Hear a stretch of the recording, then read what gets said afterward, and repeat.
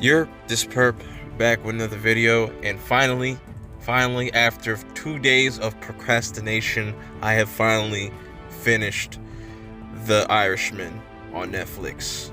Yes, ladies and gentlemen. But before I get into this review, hit that like button first and foremost, and also hit that sub button if this is the first time you're ever seeing one of my videos for the first time.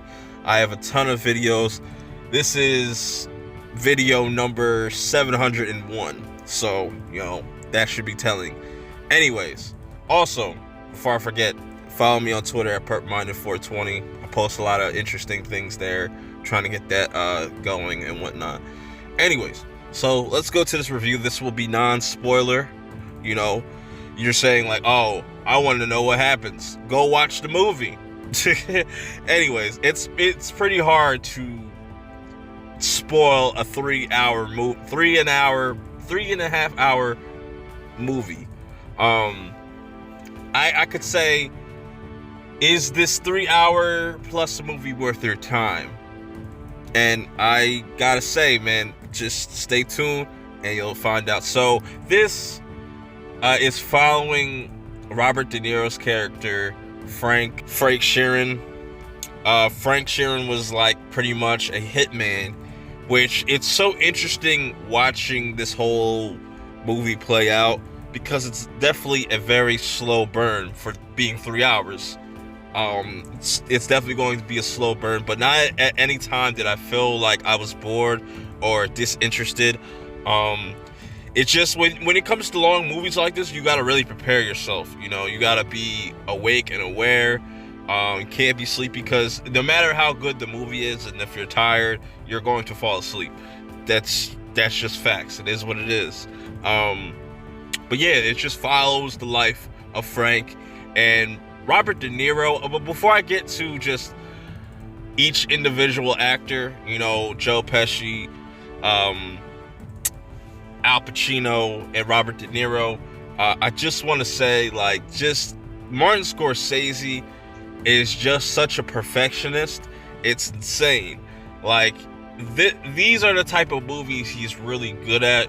He's really good at pacing his movies out, sticking to the time periods, and just, I gotta tip my hat off to that man, because he is one of the greatest directors of all time, period.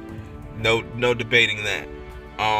This movie is cinema. But yeah, like I said, this is following Frank's life, and Robert De Niro is narrating all the way through it, and it's just, I like the narration. It was done very well.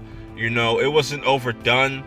It was to really put emphasis on certain scenes or certain events that play out.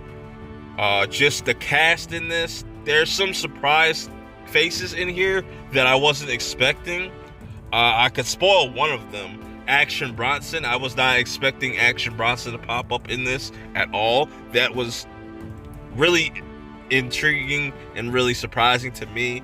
And just how detailed this movie was from beginning to end, just from sit downs to just characters looking at each other without even saying words.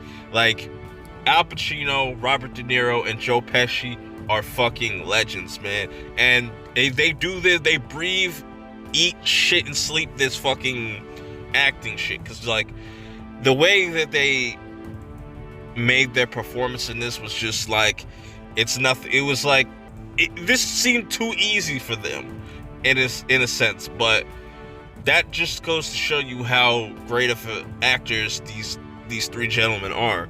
And they deserve the respect, and they're just gonna go down as legends.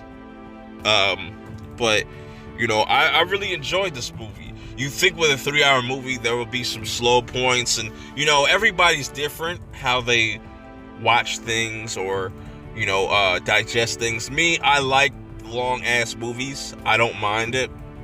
If this movie was 2 hours, I would have had a kind of a problem with that, because I liked all the little details, the little things that they put in here, showing you certain characters when they actually die, the real versions of them died and whatnot.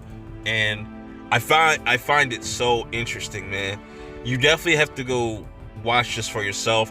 Definitely if you're a Martin Scorsese fan and you're just a fan of mobster stuff, like you would like this movie, and you really see the rise and fall of just the mobsters and just how everything just kind of imploded and just man. But let's get down to the nitty gritty. Let's talk about Joe Pesci and Al Pacino and Robert De Niro. I want to start with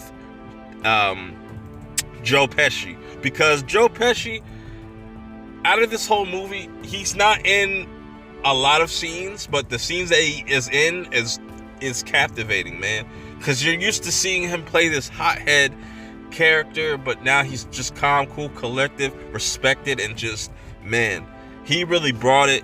He really showed off his acting chops in this, especially towards the end, man.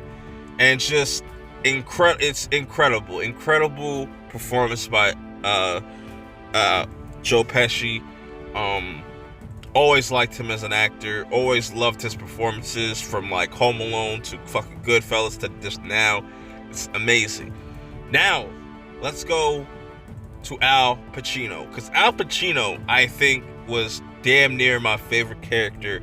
He plays Jimmy Hoffa. He's pretty much like this leader of this union of the Teamster, and nobody really knows who he is. I'm not going to say why, but his performance was really captivating. He kind of brought the humor to this film, because just the way he carries himself, his character carries himself, you made it feel believable. He never